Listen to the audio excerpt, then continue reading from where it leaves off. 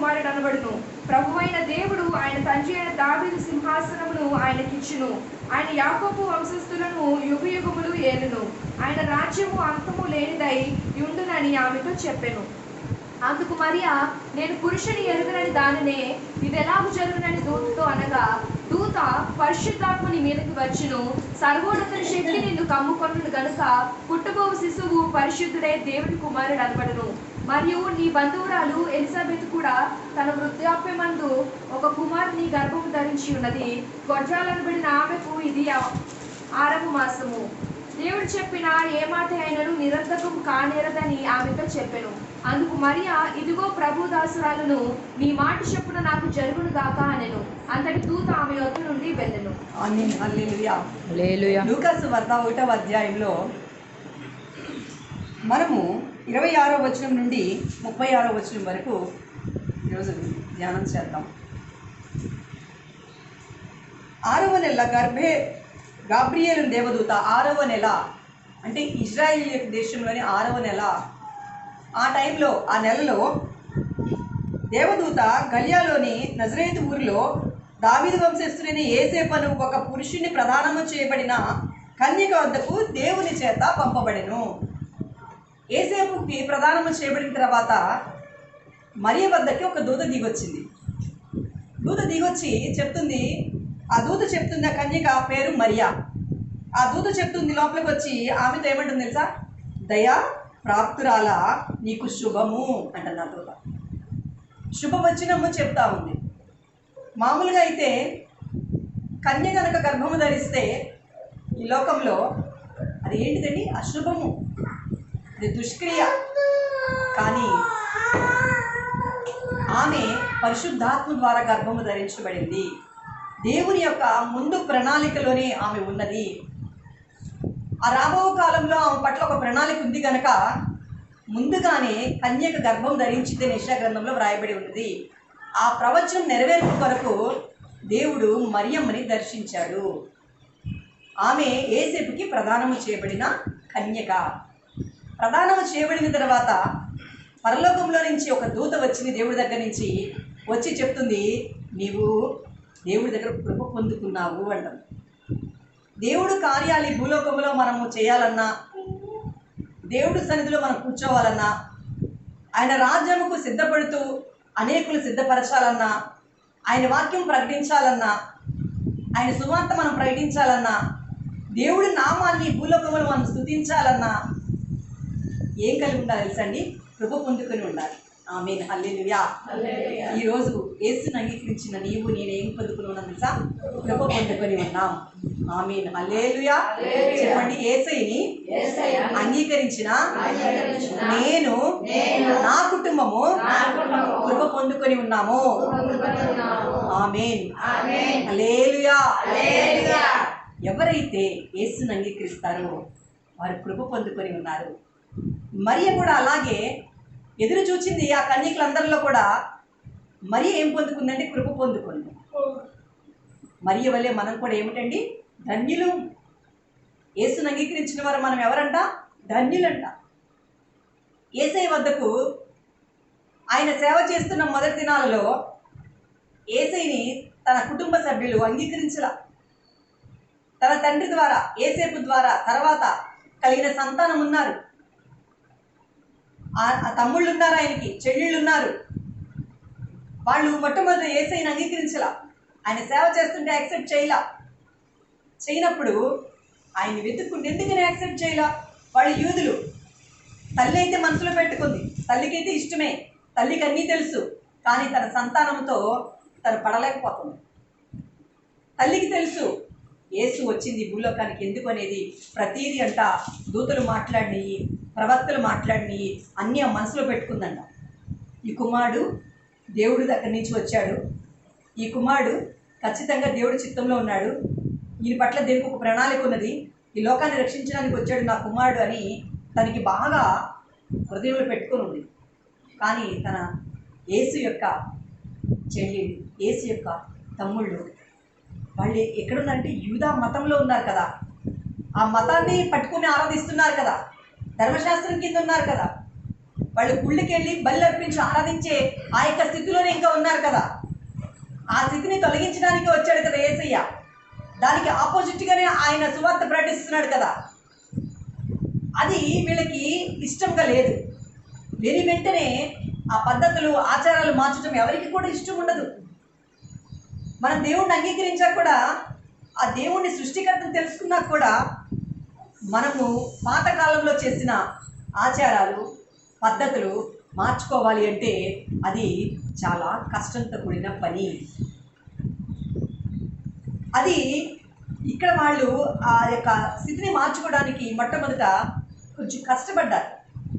కష్టపడినప్పుడు ఒకానొక రోజున వారు యేసుని వెతుక్కుంటూ వాళ్ళ తల్లి ఆ బిడ్డలు తీసుకుని వచ్చింది. యేసయ్య వచ్చాడు, మన ఊరికి వచ్చాడు యేసయ్య, తిరిగి తిరిగి రా అని బిడ్డలు తీసుకుని వెళ్ళింది తల్లి. వెళ్ళినప్పుడు యేసుతో వాళ్ళ శిష్యులు అన్నారు, యేసయ్య మరి నీ యొక్క తల్లి చెల్లెళ్ళు తమ్ముళ్ళు వచ్చి బయట ఉన్నారు అన్నప్పుడు యేసయ్య ఏమంటాడు తెలుసా అండి? ఎవరు నా తల్లి, ఎవరు నా చెల్లి, ఎవరు నా అక్క? వారందరూ నన్ను ఎరిగి నా మాట ప్రకారం జీవిస్తూ నన్ను వెంబడించేవాళ్ళే కదా. నా తల్లి, నా చెల్లి, నా తమ్ముళ్ళు వాళ్ళే నా చెల్లి, నా తమ్ముడు, నా అక్కళ్ళు అన్నారు. ఇక్కడ ఎవరు తల్లి అంటే దేవుడిని అంగీకరించిన నీవు నేనే తల్లులమని, నీవు నేనే ఆయన యొక్క అన్నదమ్ములు అక్క చెల్లెలని ఆయన స్పష్టంగా చెప్తా ఉన్నాడు. ఆయన అంగీకరించి, ఆయన సిలువ బలిగా అంగీకరించి యేసయ్య నా కోసం పరలోకం నుంచి దిగి వచ్చాడు. పాత ఆచారాలు పాత పద్ధతులు అవన్నీ నేనన్నీ పట్టించుకోను, నేను యేసుని మాత్రమే ఆరాధిస్తాను, ఇక అవన్నీ నేను క్యాన్సిల్ చేసుకుంటున్నాను, అవన్నీ నేను విడిచిపెడుతున్నాను ఎవరైతే అంటారో వారు దేవుడి దగ్గర కృప పొందుకొని ఉన్నారు. ఆమేన్, హల్లెలూయా. ఆ కృపలోకి నీవు నేను వచ్చి ఉన్నామండి. అటువంటి కృపలోకి మనం వచ్చి ఉన్నాం. ఇక్కడ మరియ కృప పొందుకుంది కనుక ఆమె గర్భము ధరించబడింది అని ఇక్కడ చూడండి. ఈ శుభవచనము 29వ వచనము, ఈ శుభవచనం ఏమిటా అని ఆలోచించుకుని చూడగా దూత అంది, మరియా భయపడకము, దేవుని వలన నీవు కృప పొందుకొని ఉన్నావు. ఇదిగో నీవు గర్భము ధరించి కుమారుని కని ఆయనకి యేసు అని పేరు పెట్టుదువు. ఆయన గొప్పవాడై సర్వోన్నతిని కుమారుడు అనబడును. గొప్పవాడైన తర్వాత నీ కుమారుడు అనబడును అని లేదు ఇక్కడ. అతనికి యేసుని నువ్వు పేరు పెడతావు. అతను ఎవరి కుమారుడు అంటే సర్వోన్నతుడైన దేవుని కుమారుడు అని ముందుగానే మరియకు దూత చెప్తా ఉంది. ప్రభువైన దేవుడు ఆయన తండ్రి అయిన దావీదు సింహాసనమును ఆయనకిచ్చును. దావీదు సింహాసనమును ఆయనకి ఇవ్వడానికి పరలోకంలో నుంచి దేవుడు పంపించాడు క్రీస్తుని అని చెప్పి. ఇక్కడ దావీదు సింహాసనమునకు ఒకళ్ళు వస్తారు, ఆయన క్రీస్తు అని ఇజ్రాయేల్ ప్రజలు ఎదురు చూస్తూ ఉన్నారండి. ఒక రాజు మాకు వస్తాడు, దేవుడు మమ్మల్ని మా కోసము ఆ బానిసత్వం నుంచి బయటికి తీసుకురావడానికి మరలా మాకు ఒక రాజు వస్తాడు, అది దావీదు యొక్క వంశంలో నుంచి వస్తాడని చెప్పి ఇజ్రాయేల్ ప్రజలందరూ ఎదురు చూస్తూనే ఉన్నారు. అందుకనే ఈ దావీదు సింహాసనాన్ని అధిష్ఠించడానికి వస్తున్నాడు అని చెప్పినప్పుడు మా కొరకు మెస్సయ్య వస్తాడు అని వారు ఎదురు చూశారు. అయితే ఎదురు చూసిన యూదులు వచ్చాడని గమనించుకోలేకపోయారు. కొంతమంది గమనించుకున్నారు, కొంతమంది గమనించుకోలేకపోయారు. వచ్చి అక్షరానుసారమైన రాజ్యం స్థాపిస్తాడు అని వారు ఎదురు చూశారు. కానీ లోకములన్నీ కూడా ఆయన రాజ్యం కింద రావాలని, ఆయన ఆధ్యాత్మికంగా ఒక రాజ్యం స్థాపించడానికి మొట్టమొదటి వచ్చాడని వాళ్ళు తెలుసుకోలేకపోయారు. ప్రభువైన దేవుడు ఆయన తండ్రి అయిన దావీదు సింహాసనమును ఆయనకిచ్చెను. ఆయన యాకోబు వంశస్థులను యుగ యుగములను ఏలును. ఇప్పుడు ఆయన శరీరం దాల్చి వచ్చిన తర్వాత యుగ యుగాలు ఏలతాడు అని దూత ఆ యొక్క ప్రకటన గ్రంథం ఆ యొక్క ప్రకటన గ్రంథం వరకు ఉండే ప్రణాళిక మొత్తం చెప్పేస్తా ఉంది. ఒక మానవ శరీరం ధరించుకుని వచ్చిన తర్వాత ఎంతకాలం జీవిస్తారు, కానీ ఇక్కడ యుగ యుగాలు ఏలతాడు అని మనకు స్పష్టంగా తెలియజేయబడతా ఉంది. ఆయన రాజ్యమునకు అంతం అనేదే ఉండదని ఆమెతో చెప్పాను.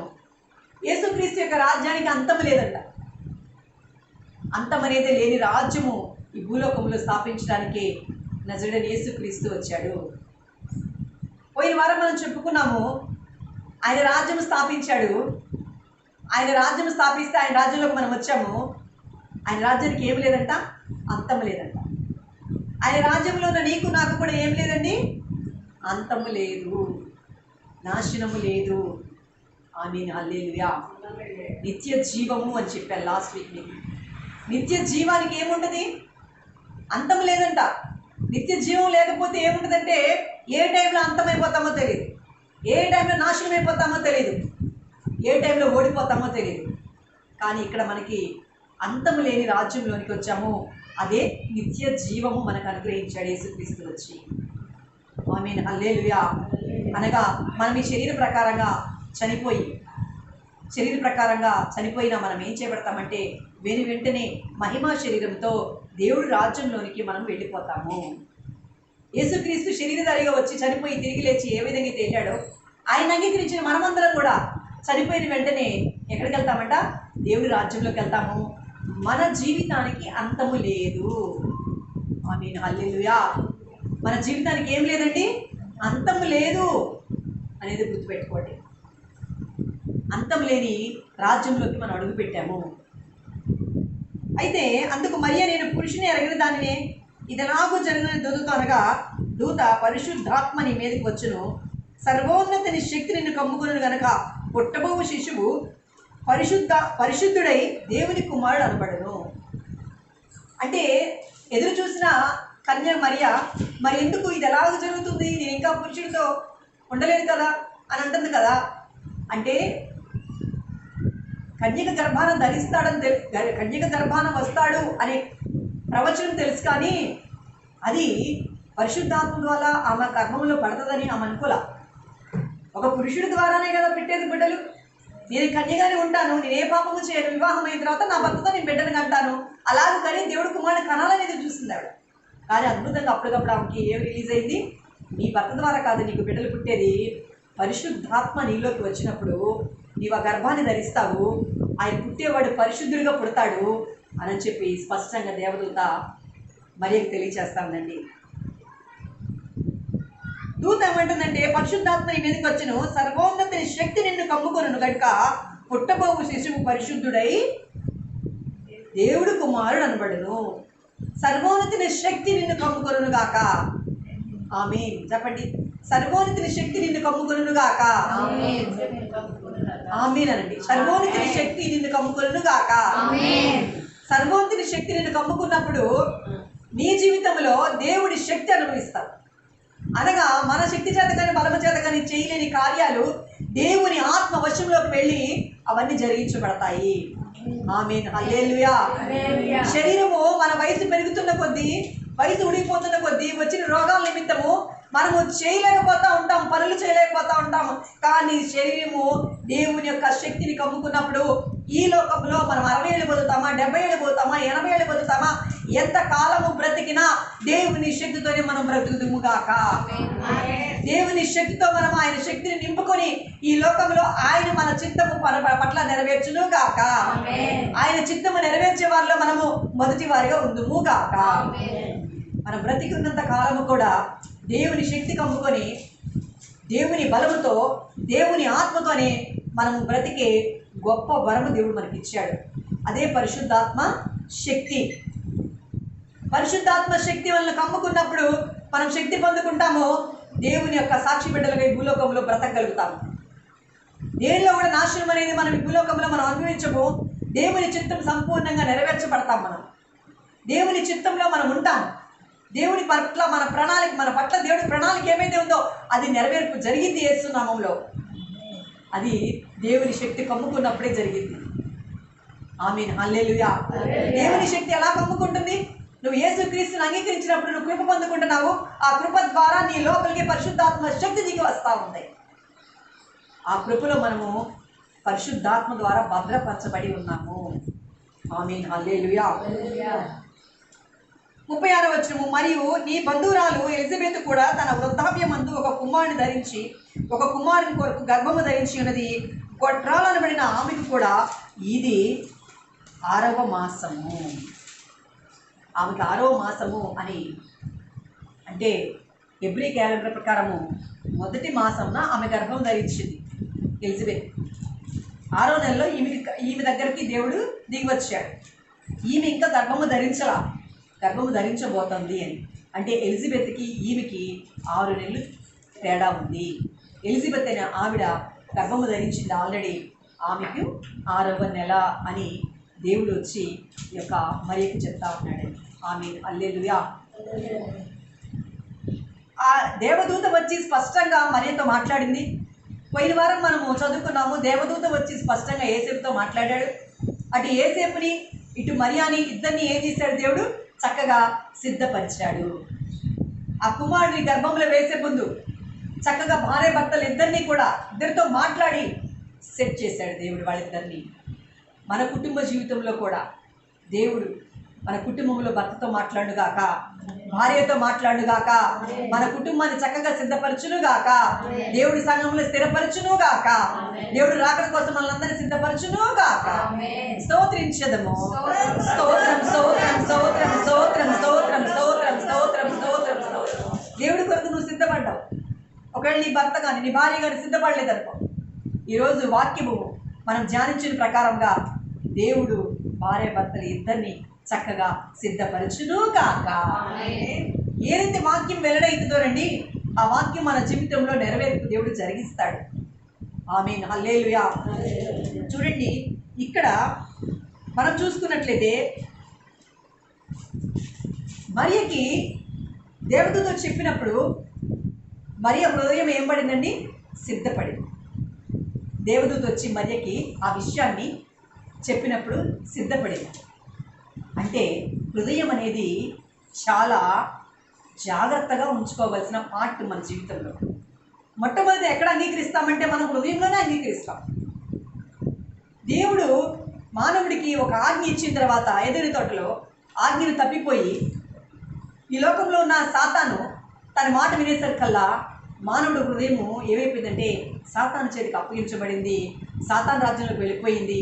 ఆ యొక్క హృదయం ఏమైపోయింది? చెడిపోయింది. సాతాను ఏం చెప్తాడండి? నువ్వు దొంగతనం చేయి, నువ్వు అబద్ధం ఆడు. వాడంట అబద్ధికుడంట, బహు మోసగాడంట. చూడండి, యోహాను సువార్త 10వ మాట.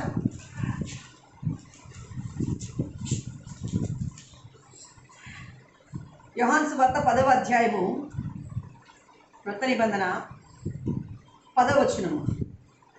దొంగతనమును హత్యను నాశనమును చేయుటకు వచ్చును గాని మరి దేనికి నీ రాడు. గొర్రెలకు జీవము కలుగుటకును అది సమృద్ధిగా కలుగుటకును నేను వచ్చిందని మీతో నిశ్చయంగా చెప్తున్నాను. ఆమేన్, హల్లెలూయా. దొంగతనానికి నాశనానికి వస్తాడు.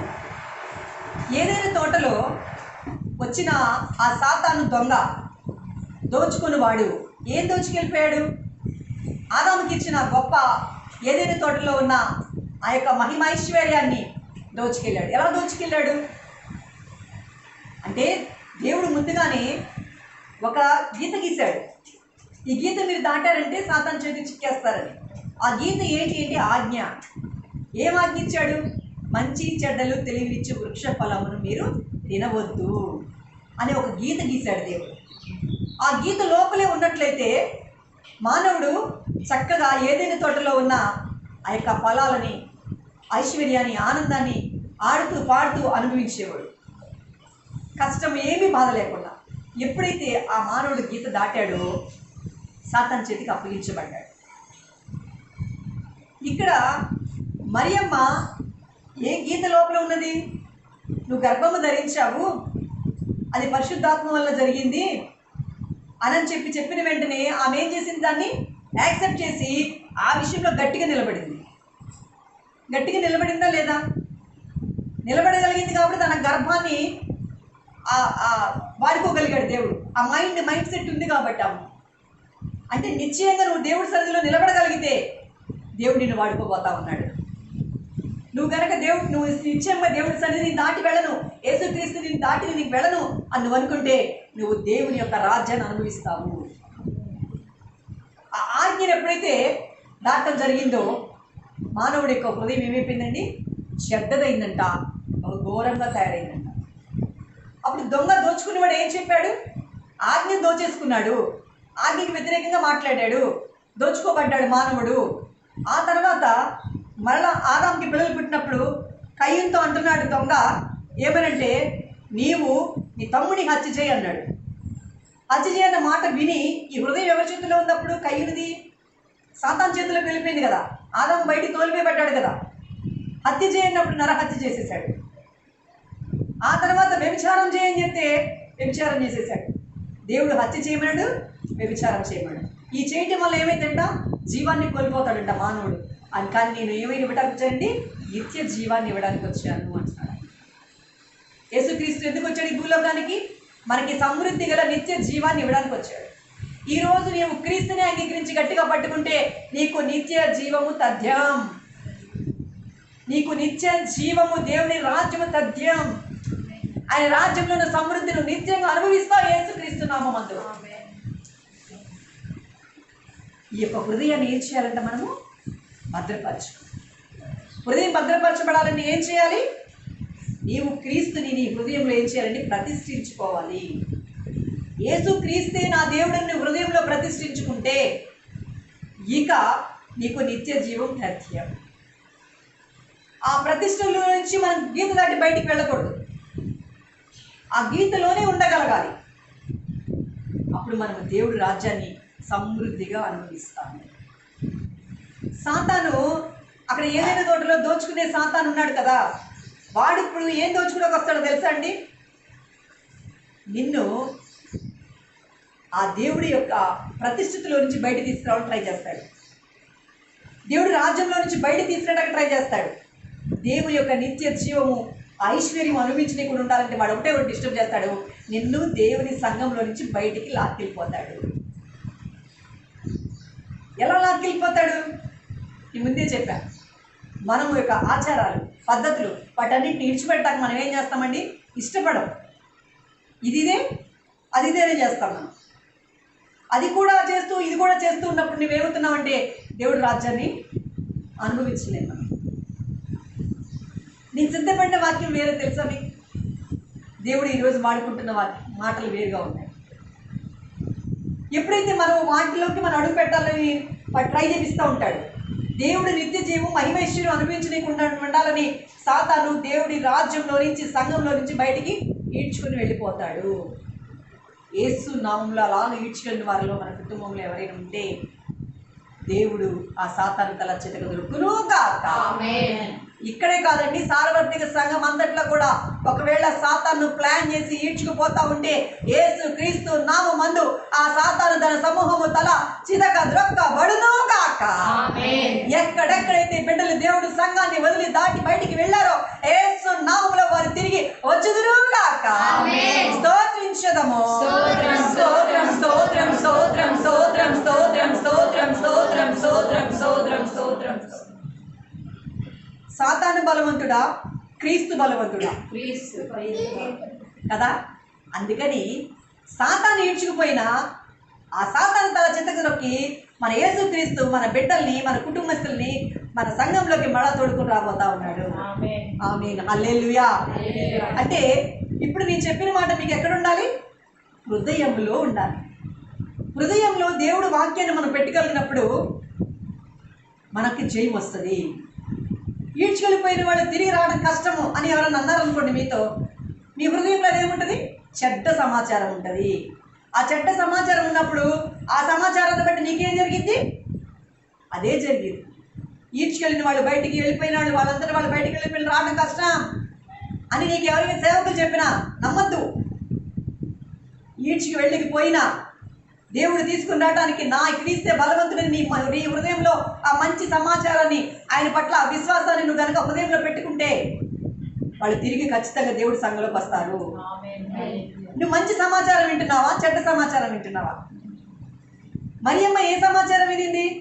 మంచి సమాచారం, శుభవచనం వినిందంట. విని దానికి కట్టుబడి ఉంది, హృదయంలో గట్టిగా పెట్టుకుంది. నిజంగా అనుకుంటాం కానీ క్రీస్తు నా గర్భాన్ని పుట్టాలని ఆ సమయం వచ్చి నిజంగా కన్యక గర్భం ధరిస్తే ఏ విధంగా తల్లడిల్లిపోతాడా లేదా? ఆ కన్యక తల్లడిల్లిద్దా లేదా? వాళ్ళ తల్లిదండ్రులు అల్లాడిపోతారా లేదా? ఆ సమయం వచ్చినప్పుడు, ఆ ప్రాక్టికల్గా వచ్చినప్పుడు మాత్రం తట్టుకోలేరండి ఎవరు కూడా. క్రీస్తు కోసం నేను శ్రమ పడతాను అని అంటాం, కానీ క్రీస్తు కొరకు, క్రీస్తు రాజ్యంలోకి మనం వచ్చిన తర్వాత ఏదైనా మన జీవితంలోకి శ్రమ వస్తే మనం ఏం చేస్తామంటే, అయ్యా నేను నమ్ముకున్నందుకు నాకు శ్రమలు ఎందుకు అని తల్లడిల్లిపోతాం. అదే నిజంగా నువ్వు దేవుడి ప్రేమ కలిగి ఉంటే ఎన్ని శ్రమలు వచ్చినా దేవుడి రాజ్యంలో గట్టిగా ఉండగలుగుతావు. నీకు ప్రేమ ఉందా లేదా అని ఒకవేళ పరీక్ష నీ మీదకి వస్తుందేమో, నువ్వు దేవుడి రాజ్యంలో గట్టిగా నిలబడు. ఎన్ని శ్రమలు వచ్చినా నా దేవుడు ఈయనే, ఆయన రాజ్యంలో నేను ఉంటాను, ఇంకొక రాజ్యం నాకు వద్దని మీరు గట్టిగా కనుక హృదయంలో నిర్ణయం తీసుకున్నట్లయితే దేవుడు మిమ్మల్ని గెలిపిస్తాడు. ఆ ప్రేమ మనలో యేసుక్రీస్తు ద్వారా ఆత్మలో కూర్చోబడింది కాబట్టి మనం నిలబడగలుగుతాము. ఆమె హల్లెలూయా. ఎప్పుడైతే ఆ హృదయంలో భద్రపరుచుకుందో ఆమె, ఆ భద్రపరుచుకున్నందుకు అదే నెరవేర్పు జరిగిందండి. చూడండి, ఒక చోట ఉంది, చూడమ్మ ప్రతిష్ట ఎక్కడుందో అది. ఆమె అంట క్రీస్తు గురించి ఆ యొక్క ప్రవక్త మాట్లాడినప్పుడు అంట హృదయంలో ఆ మాటలను భద్రపరుచుకుంది అని ఉంది.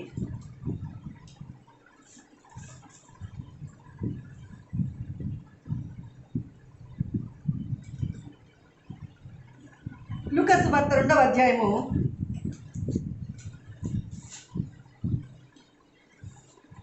15వ వచనము. యేసుక్రీస్తు పుట్టిన తర్వాత ఆ దూతలు తమ యొద్ద నుండి పరలోకమునకు వెళ్ళిన తరువాత ఆ గొర్రెల కాపరులు జరిగిన ఈ కార్యమును ప్రభువు మనకు చేయించి ఉన్నాడు, మనము బెత్లెహేము వరకు వెళ్ళి చూతము రండని ఒకరితో ఒకడు చెప్పుకొని త్వరగా వెళ్ళి మరియను యోసేపును తొట్టిలో పండుకొని ఉన్న శిశువును చూచిరి. వారు చూచి ఈ శిశువును గూర్చి తమతో చెప్పబడిన మాటలు ప్రచురము చేసిరి. గొర్రెల కాపరులు తమతో చెప్పిన సంగతులను గురించి విన్న వారందరూ మిక్కిలి ఆశ్చర్యపడిరి. అయితే మరియా ఆ మాటలన్నీ తన హృదయములో తలపోసుకొనుచు భద్రము చేసుకొనెను. ఆమేన్, హల్లెలూయా. తన కుమారుడు గురించి ఎవరు మాట్లాడినా మరియా ఏం చేసిందంటండి, తన హృదయంలో ఆ మాటలను పెట్టుకునంట భద్రపరుచుకుందంట. ఈయన పరలోకంలో నుంచి దిగి వచ్చాడని చెప్పి మాకు దూతలు వచ్చి చెప్పాయండి అని చెప్పి గొర్రెల కాపర్లు వచ్చి అక్కడ అందరితో చెప్పి ఆనందపడతా ఉంటుంటే జనులందరూ ఆశ్చర్యపోతున్నారంట. కానీ ఈమైతేనంట ఆ మాటల్ని హృదయంలో భద్రపరుచుకుంది. దేవుడి చిత్తము, దేవుడి దగ్గర నుంచి నీ దగ్గరికి ఏదైనా వాక్యం వచ్చినప్పుడు నువ్వేం చేయాలంటే ఆ మాటల్ని నీ హృదయంలో వాటిని భద్రపరుచుకోవాలి. ఏదైనా తోటలో మానవుడు నీవు మంచి చెట్లు తెలిపించు, వృక్షఫలం మాత్రం తినవద్దు, నువ్వు అన్నీ తిను, నీకు అన్నిటిపై అధికారం ఇచ్చాడు అన్నప్పుడు ఆ మానవుడు ఏం చేయాలండి, తన హృదయంలో ఆ మాటలు భద్రపరుచుకోవాలి. దేవుని యొక్క ఆజ్ఞలు మన హృదయంలో భద్రపరుచుకోవాలి. దేవుడు మనకిచ్చిన వాగ్దానాలను మన హృదయంలో భద్రపరుచుకోవాలి. హృదయం చెప్పిన దాన్ని, హృదయంలో నిండిన దాన్ని బట్టి అంటే నోరు మాట్లాడిందని దేవుడు చెప్తున్నాడు. నీ హృదయంలో భద్రపరుచుకుంటే నువ్వు అదే మాట్లాడతావు. కన్యక గర్భం ధరించింది. ఎవరన్నా వచ్చి ఏంటి కన్యక గర్భం ధరించడం ఏంటి, ఈమె అమ్మాయి ఏదో తప్పు చేసింది అని అంటున్నప్పుడు ఆ అమ్మాయి కూర్చొని ఏడ్చి, దేవా నిజంగానే నాకు ఎందుకు ఇలా చేసావు, నన్ను ఎందుకు అవమానపరుస్తున్నారు అనే మాట అనే స్థితిలో ఆమె లేదు. ఆమె ఎదుర్కొంది, హృదయంలో భద్రపరుచుకుంది. సర్వోన్నతుడైన కుమారుడు నా గర్భాన పుట్టాడు, పుడుతున్నాడు, ఆయనకి యేసుని నేను పేరు పెడతానంట. సర్వోన్నతమైన కుమారుడిగా దావీదు సింహాసనాన్ని అధిష్ఠించడానికి ఈ భూలోకంలోకి వచ్చాడు, ఆయన యుగ యుగాలు ఏలతాడు నా కుమారుడు అని ఆమె ఆ మాటను హృదయంలో భద్రపరుచుకుంది. కాబట్టి చుట్టుపక్కల వారు ఎంతమంది ఎన్ని పొల్లులు పొడిచినా కానీ ఆ మాటకి ఆమె ఏకీభవించాల. కాబట్టి ఆమె అనుభవించగలిగింది. మరియా అలాగూ హృదయంలో భద్రపరుచుకునే స్త్రీ కాబట్టి మరియ గర్భాన యేసుక్రీస్తు వచ్చాడు. నీవు కూడా దేవుడి యొక్క వాగ్దానాల్ని హృదయంలో భద్రపరుచుకున్నట్లయితే దేవుడు నీ పట్ల గొప్ప కార్యాలు జరిగించబోతా ఉన్నాడు. ఆ యొక్క హృదయంలో భద్రపరుచుకున్న వారందరి పట్ల గొప్ప కార్యాలు చేయబోటానికి రెడీగా ఉన్నాడు ఆయన. ఒక్కరు కాదు, 100 మంది కాదు, వేల మంది, కోట్ల మంది, ఎంతమంది అయినా కానీ ఆయన యొక్క వాగ్దానాన్ని హృదయంలో భద్రపరుచుకునే వారి కోసమే పరలోకంలో నుంచి ఆయన భూలోకానికి మహిమ శరీరం ధరించుకొని మేఘారుడై రాబోతా ఉన్నాడు. వచ్చి మనల్ని తీసుకుని వెళ్ళిపోతా ఉన్నాడు. ఈ మాట మీ హృదయంలో భద్రపరచబడును గాక. యేసు త్వరగా రాబోతాడన్న మాట మీ హృదయంలో భద్రపరచబడును గాక. యేసయ్య వచ్చి నన్ను నా కుటుంబాన్ని తీసుకుని వెళ్తాడన్న మాట మీ హృదయంలో భద్రపరచబడును గాక.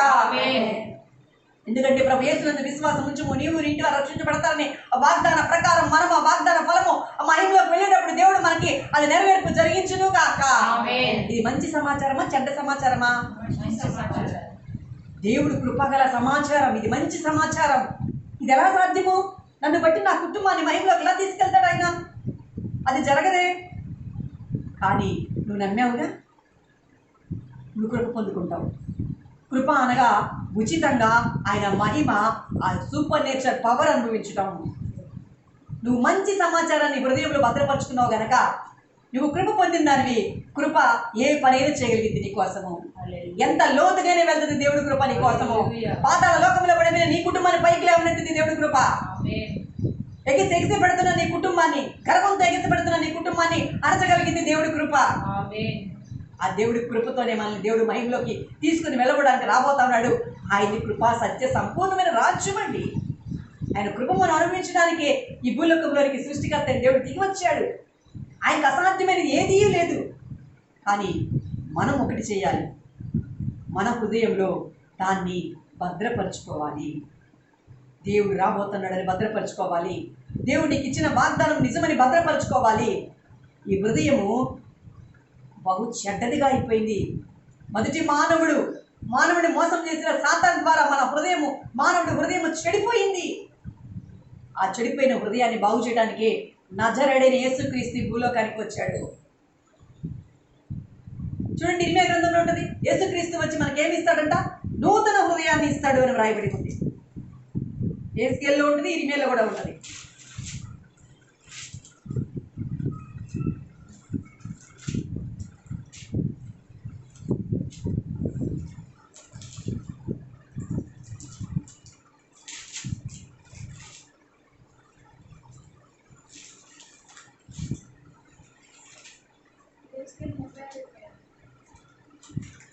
యేసుకేలు గ్రంథం 36:26. నూతన హృదయం మీకు ఇచ్చేదను, నూతన స్వభావము మీకు కలుగచేసేదను. రాతి గుండె మీలో నుండి తీసివేసి మాంసపు గుండెను మీకు ఇచ్చేదను. నా ఆత్మను మీ అందుంచి నా కట్టడలను అనుసరించు వారిని గాను నా విధులను గాయకుని వారిని గాను మిమ్మల్ని చేసేదను. ఆమేన్, హల్లెలూయా. అంతేకాదండి, 27వ వచనంలో ఉంటుంది, మీ అపవిత్రత యావత్తు పోవునట్లు నేను మీ మీద శుద్ధ జలము చల్లుదును. మీ విగ్రహముల వలన మీకు కలిగిన అపవిత్రత అంతయు తీసివేసేదను. నూతన హృదయం మీకు ఇచ్చేదను, నూతన స్వభావం మీకు కలగజేసేదను. రాతి గుండెని మీలో నుండి తీసివేసి మాంసం గుండెని మీకు ఇచ్చేదను. నా ఆత్మను మీ యందుంచి నా కట్టడాలను అనుసరించిన వారిగాను నా విధులను గైకొని వారిగాను మిమ్మల్ని చేసేదను. నేను మీ పితలకి ఇచ్చిన దేశంలో మీరు నివసించెదరు. మీరు నా జనులై ఉందురు, నేను మీకు దేవుడునై ఉందును. ఆమేన్, హల్లెలూయా. చూడండి, నూతన హృదయాన్ని ఆయన మనకు అమరుస్తాడట. అమర్చేటప్పుడు ఏం చేస్తాడంటున్నాడండి? మన పాత హృదయంలో ఉన్న ఆ అపవిత్రత అంతా పోగొడతాడట. విగ్రహముల వల్ల మన జీవితంలో, మన హృదయంలో ఏ అపవిత్రత అయితే చోటు చేసుకుని ఉందో అది యేసు క్రీస్తు రక్తము ద్వారా మొత్తము కడిగివేయబడునుగాక. మీకు చెప్తున్నాను, విగ్రహము అంటే ఒక విగ్రహము పెట్టుకొని మనం ఆరాధించడమే కాదు. విగ్రహము అంటే కోపము, ద్వేషము, కలహము, అపవిత్రత, కాముకత్వము, దొంగతనము, అబద్ధములు, కక్షలు, వేషములు, కలహములు, మతతత్తలు, అల్లరితకు నాటపాటలు, ఇవన్నీ కూడా విగ్రహములే. ఈ యొక్క విగ్రహములతో చెక్కి చేసిన విగ్రహాలతో ఆరాధిస్తే అదొక విగ్రహారాధన.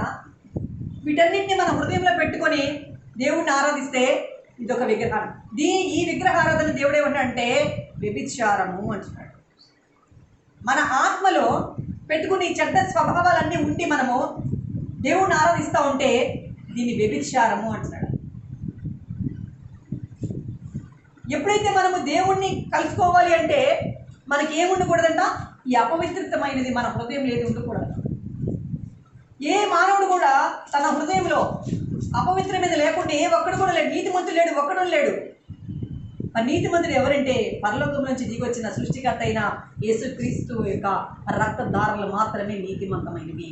ఎందుకంటే ఆయన గర్భము దాల్చింది పరిశుద్ధాత్మ ద్వారా. అందుకని మనం ఆయన అంగీకరించడం వల్ల మనకు అది ఏదిగా ఆపాదించబడుతుందంట? నీతిగా ఆపాదించబడుతుందంట. సృష్టికర్తను అంగీకరించడం ద్వారా మనకి ఏం కలుగుతుందంట? అది నీతి కలుగుతుందంట.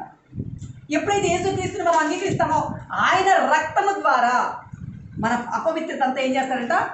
కడిగి వేస్తాడు.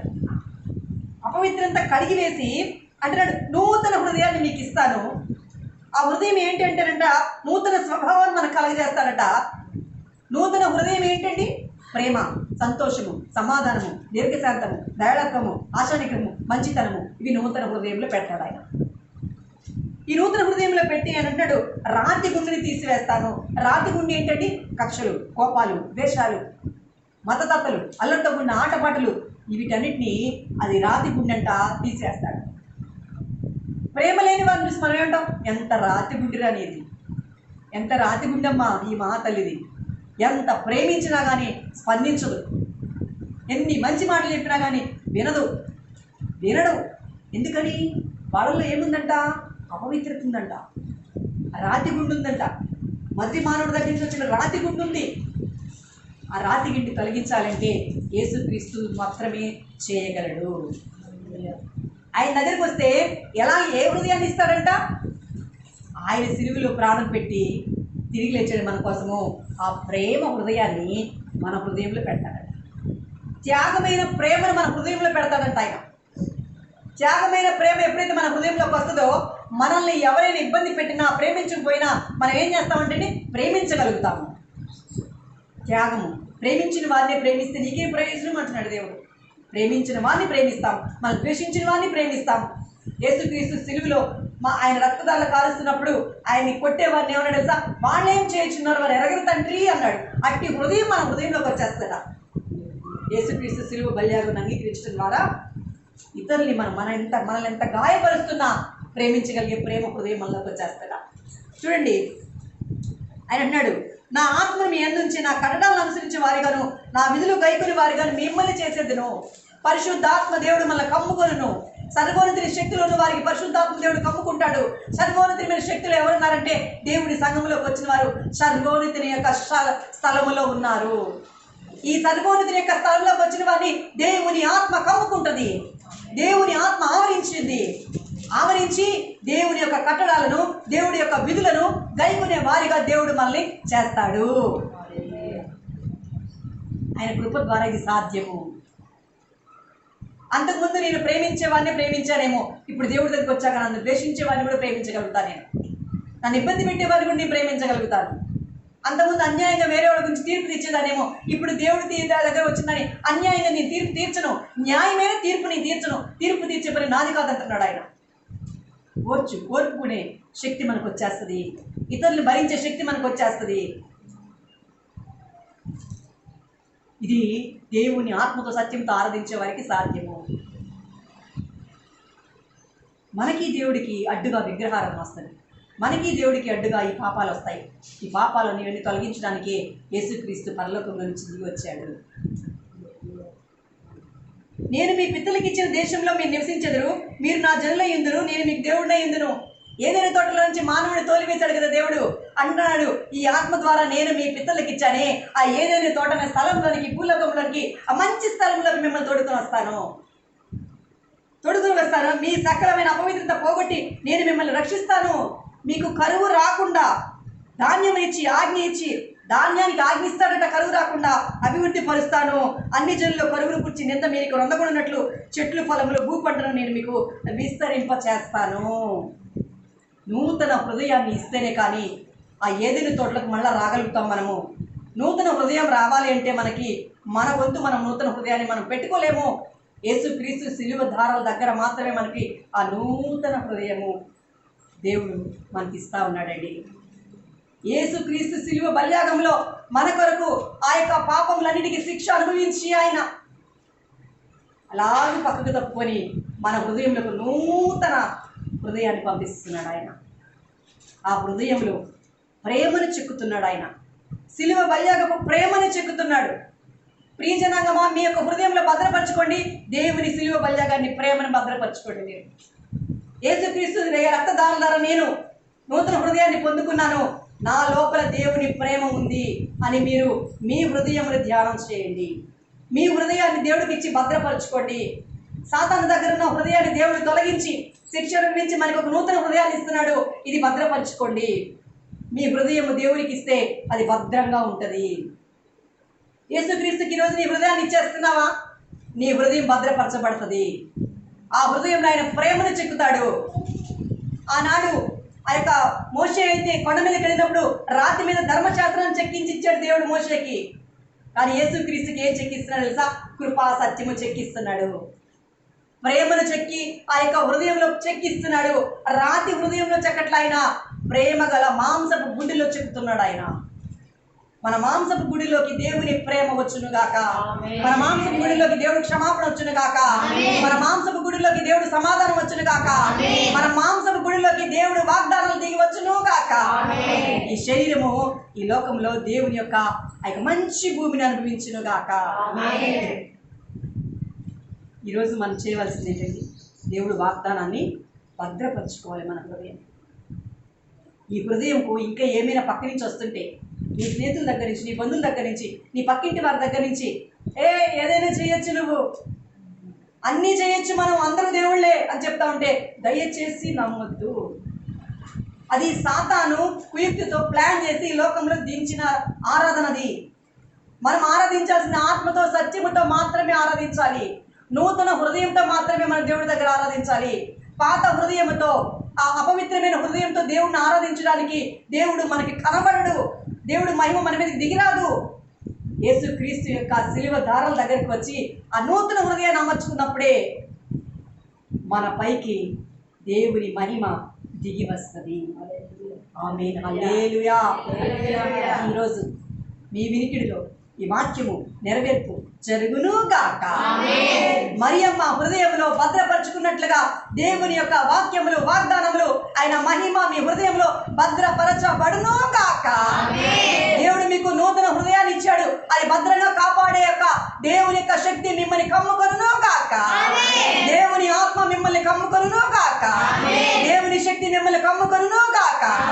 సర్వోన్నతమైన స్థలంలోకి మీరు వచ్చి ఉన్నారు. మీకు సంతోషము, సమాధానము కలుగును గాక. స్తోత్రించదము. స్తోత్రం స్తోత్రం స్తోత్రం స్తోత్రం స్తోత్రం స్తోత్రం స్తోత్రం స్తోత్రం స్తోత్రం స్తోత్రం స్తోత్రం.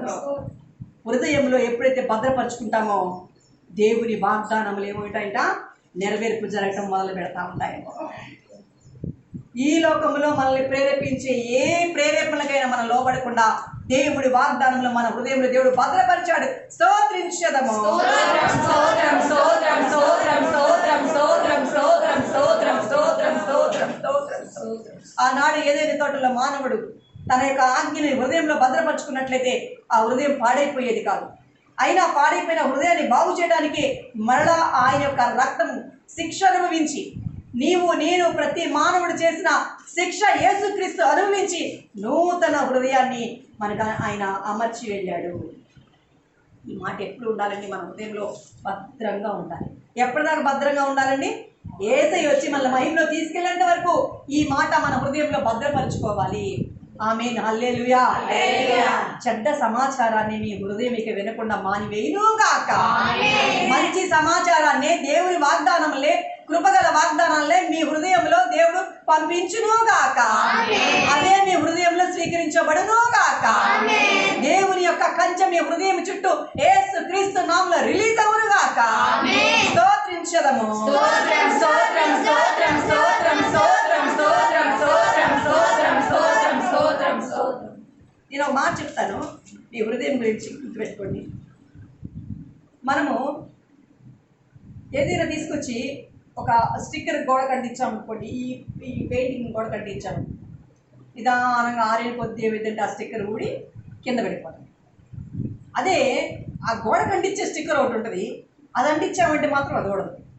యేసు నామములో ఈరోజు మీ హృదయంలోకి చెడ్డ సమాచారం వచ్చినప్పుడు అది ఊడి పడిపోవును గాక. మంచి సమాచారం గట్టిగా హత్తుకొని ఉండే ఆ యొక్క గమ్ములాగా ఉండును గాక. స్తోత్రించదము. స్తోత్రం స్తోత్రం స్తోత్రం స్తోత్రం స్తోత్రం స్తోత్రం స్తోత్రం స్తోత్రం స్తోత్రం స్తోత్రం స్తోత్రం స్తోత్రం. అన్నిటికీ కేంద్రం ఏంటండి? హృదయమే. హృదయంలో జరిగితేనే మనం ఏదైనా చేస్తాం. మంచైనా మన హృదయంలోకి వెళ్తేనే చేస్తాం, చెడ్డైనా మన హృదయంలోకి వెళ్తే చేస్తాం. అందుకని చెడ్డదనాన్ని, చెడ్డ విషయాలని, బలహీనమైన మాటల్ని మీ హృదయంలోకి ఉండనివ్వద్దు. ఒకవేళ అలా వెళ్ళినప్పుడు మనం ఏం చేయాలి తెలుసా? మనకి ఏమి ఇవ్వాలన్నీ ఆయనకు తెలుసు. ఆయన ప్రతి ఉదయకాలమున, ప్రతి మధ్యాహ్న కాలమున, ప్రతి సాయంకాలమున దావీదు మోకరించి ఏం ప్రార్థన చేశాడు తెలుసా? నా ప్రాణమా యెహోవాను సన్నుతించు, నా అంతరంగంలో ఉన్న సమస్తమా ఆయన పరిశుద్ధ నామాన్ని నమ్ము, నా ప్రాణమా యెహోవాను స్తుతించుము, ఆయన చేసిన ఉపకారాలు దేనిని మరవద్దు అని కూర్చొని తన ప్రాణంతో చెప్పేవాడు, తన హృదయంతో చెప్పేవాడు. మనం ప్రార్థనలో కూర్చొని ఏం చెప్పాలంటే, నా హృదయమా నువ్వు నా మాట విను, యేసుక్రీస్తు నిజమైన దేవుడు, నా హృదయమా నీ హృదయంలో దేవుడి ఒక వాగ్దానాన్ని పెట్టుకో అని మనం ప్రార్థన చేస్తూ ఎవరన్నా చెప్పిన మాటలు మన హృదయంలో ఉంటే మోకరించి, దేవా ఆ మాటను తొలగించండి, నేను చెబుతూ విన్నాను, నా హృదయంలోకి వచ్చేసి వాటిని తొలగించండి అయ్యా అని మనం ప్రార్థన చేయాలి. ఎందుకంటే హృదయమే అలా అబ్జర్వ్ చేసుకుంటుంది ప్రతి దానిని. ఆమేన్, హల్లెలూయా. ఈ లోకంలో ఉన్న ఒక చిన్న సాక్షిత బోల్డ్ ఉన్నాయి బైబిల్లో, కానీ ఈ లోకంలో జరిగే చెప్పారనుకోండి మీకు, అప్పుడేమవుతుందంటే అవి మీకు కొంచెం క్లారిటీగా అర్థమవుతుందని చెప్పి బాధపడద్దు, భయపడద్దు. విషయాన్ని గుర్తుపెట్టుకోండి, మనకి ఈ ప్రాణాన్ని ఇచ్చిన దేవుణ్ణి ఆరాధిస్తున్నాం కదా మనము. ఎవరైతే ఆత్మహత్య చేసుకుంటారో వాళ్ళు దేవుణ్ణి తృణీకరించిన వారు అవుతారు. దేవుడు తృణీకరిస్తేనే, ఆ స్థితి వస్తేనే ఆత్మహత్య పాల్పడతారు. అంటే నరహత్య చేయకూడదని వాక్యం చెప్తా ఉన్నాను. ఇప్పుడు నన్ను నేను హత్య చేసుకున్నాను అనుకోండి, నరహత్య చేసినట్టేగా. నరహత్య మహాపాపం. నేను ఇంకెవరినూ హత్య చేయలేదుగా, నన్ను నేను చంపుకుంటున్నా, నా ఇష్టం నా శరీరం అనుకుంటాక లేదు. ఎందుకంటే ఈ ఆత్మ దేవుడి దగ్గర నుంచి వచ్చింది. దేవుడు ఊపిరి ఊదగా మానవుడు జీవాత్మగా మార్చబడ్డాడు. ఊపిరి పోయిన వెంటనే ఈ తాడు తెగిపోతుందంట, ఈ ఆత్మ దేవుడి దగ్గర చేరిపోతాడు. చూడండి, ఆ మాట చూపిస్తాను మీకు ప్రసంగి గ్రంథం. ఇది ఖచ్చితంగా చెప్పాల్సిన సమయం నేను అందుకే చెప్తాను. ఎందుకంటే ఆత్మహత్య చేయించే దురాత్మ బాగా ఎలుబడి చేస్తుంది ఈ లోకంలో. ప్రసంగి గ్రంథము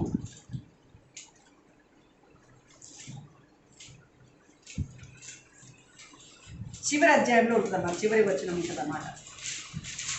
పేజీ నెంబర్ వచ్చి పాత నిబంధన 562వ పేజీ.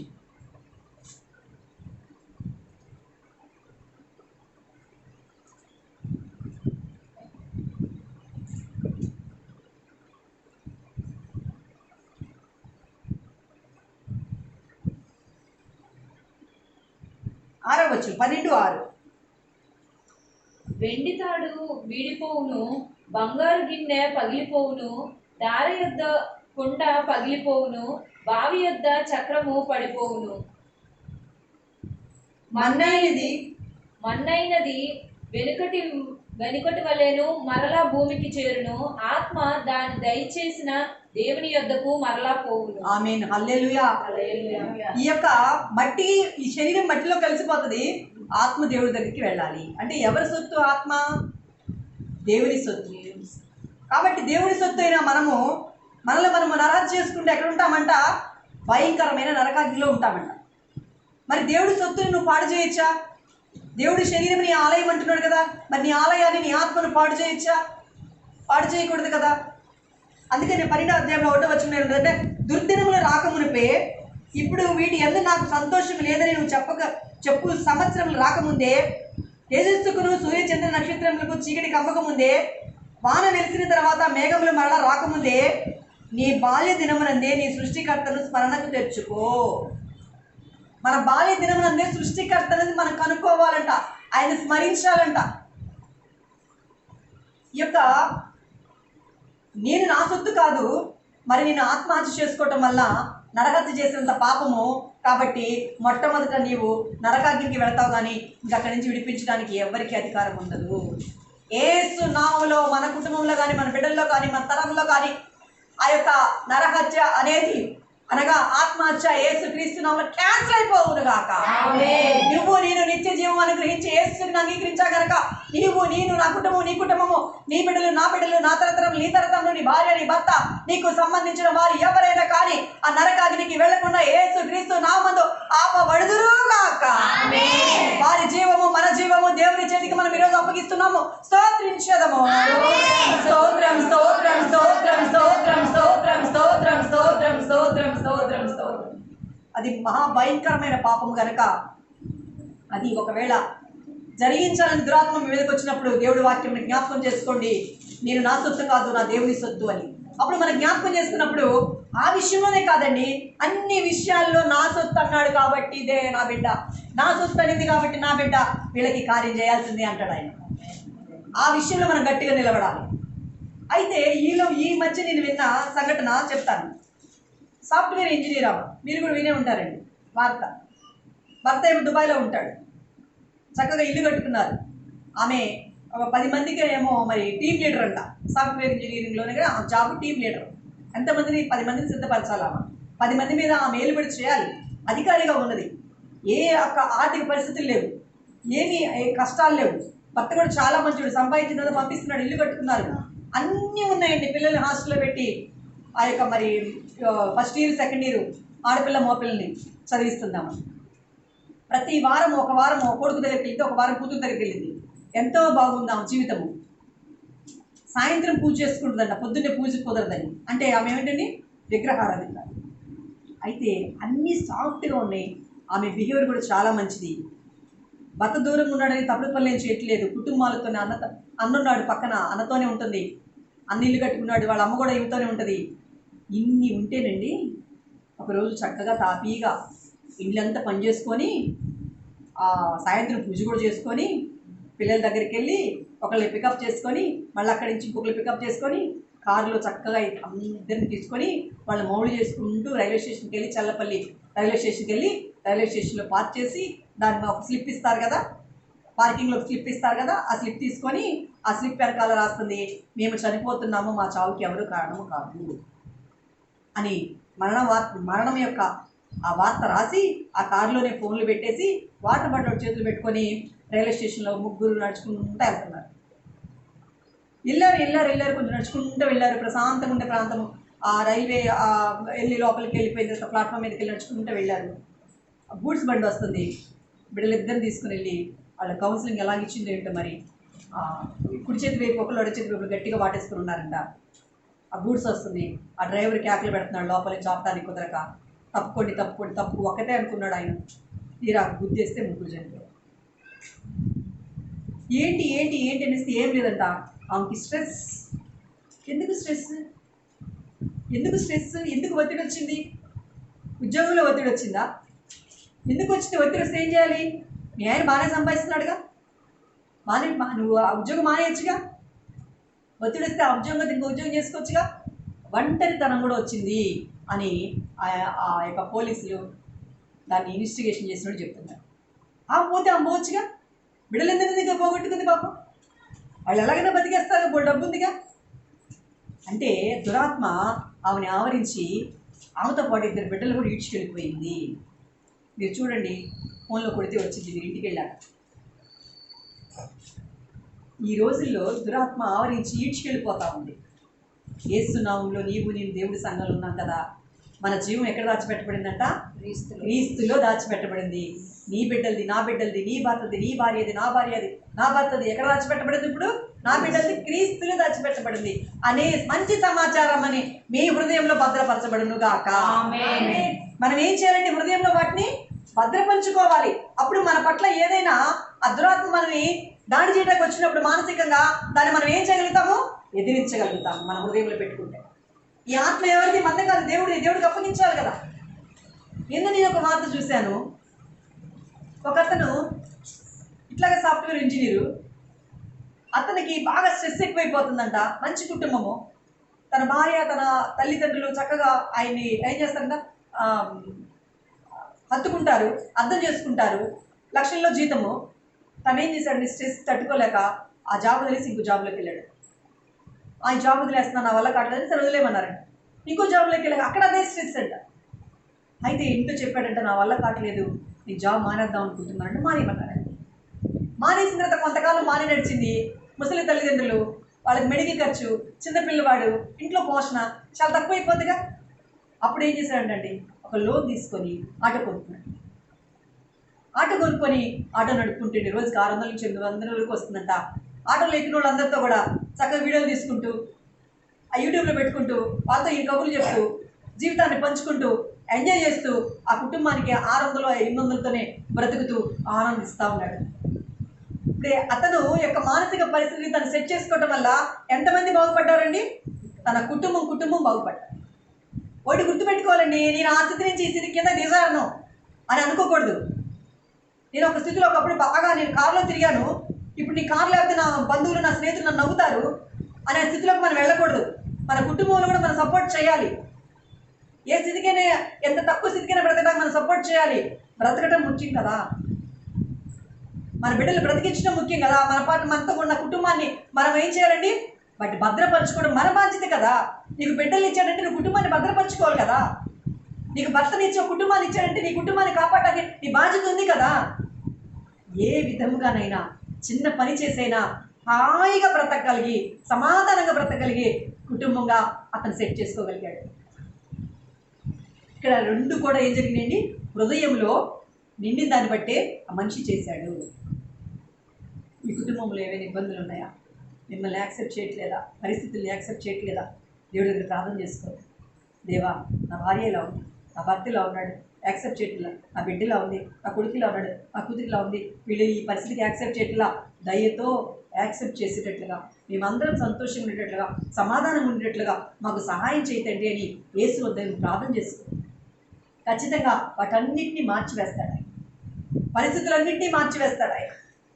ఎందుకంటే నేను బాగానే ఉంటా, నా భర్తకి ఒకవేళ ఇల్లు మీద, వాకిళ్ళ మీద, కారుల మీద, వాటి మీద ఉందనుకోండి, యాక్సెప్ట్ చేయలేరు ఉన్న పరిస్థితిని. నా భార్యకి, నీ భార్యకి అలా ఉందనుకోండి, యాక్సెప్ట్ చేయలేరుగా. నీ బిడ్డకి అలాంటి చూపు ఉందనుకోండి, వాళ్ళు యాక్సెప్ట్ చేయలేరుగా. రైట్, నేను ఈ స్థితికి దిగను. నేను ఒక గొప్ప స్థితిలో ఉన్నాను, ఒకప్పుడు కారు నడిపాను, ఒకప్పుడు నన్ను చూసి అందరూ గొప్పది అన్నారు. ఆ స్థితిలో నేను ఉండాలి, చచ్చిపోతా అనే స్థితిలో ఉంటే ఒకవేళ వాళ్ళు కనుక ప్రార్థన చేయండి. ఎవరైనా అలా ఉంటే మీ కొరకు నేను ప్రార్థన చేస్తా. నేనైతే మీ కుటుంబాలందరి కొరకు కూడా నేను అదే ప్రార్థన చేస్తున్నా. అందరూ సమాధానంగా ఉండాలి, శాంతిగా ఉండాలి, ఒకరికొకరు లోబడాలి, ఒకరి బాధను ఒకరు అర్థం చేసుకొని లోబడాలి, జీవించాలి. అదే కదా ప్రేమ అంటే. సిలువ బల్యాకపు ప్రేమ మన లోపలికి వచ్చిందనుకోండి, అన్నిటినీ తాళుకోగలుగుతాం మనం. యేసు నామములో నీవు, నేను, నీ కుటుంబంలో ఉన్న వారందరూ దేవుని ప్రేమ ధరించబడి అన్నిటిని తాళుకొనును గాక, ఒకరికొకరు లోబడి ఉందురు గాక, ఒకరినొకరు ప్రేమించుకుందురు గాక. దేవుడు ఏ స్థితిలో పెట్టిన ఆ స్థితిని ఆనందించే స్థితి మనకు వచ్చును గాక. యేసయ్య నామములో అడుగుతున్నాము తండ్రి, స్తోత్రించదము. స్తోత్రం స్తోత్రం స్తోత్రం స్తోత్రం స్తోత్రం స్తోత్రం స్తోత్రం స్తోత్రం స్తోత్రం స్తోత్రం. మరియమ్మ భద్రపరుచుకుంది, మరియమ్మ దేవుడి చిత్తం నెరవేర్చిందండి. నీవు నేను భద్రపరుచుకుంటే దేవుడి పట్ల, మన పట్ల దేవుడి చిత్తము ఖచ్చితంగా ఆయన నెరవేర్చి జరిగిస్తాడు. ఆమె లేచి నిలబడినట్లయితే ఆరాధన చేసుకుందాం. ఈరోజు దేవుడి యొక్క శరీర రక్త మాంసము తీసుకుంటానికి దేవుడు మనకు అనుమతించాడు, ఆ యొక్క సమయాన్ని ఇచ్చాడు. దాన్ని బట్టి మనం ఆనందిస్తూ దేవుడి సన్నిధిలో గంతులు వేస్తూ ఆయన యొక్క శరీరమును, ఆయన యొక్క మరణమును జ్ఞాపకం చేసుకుంటూ మనం పుచ్చుకునే వారిగా ఉందుముగా. ఆమేన్.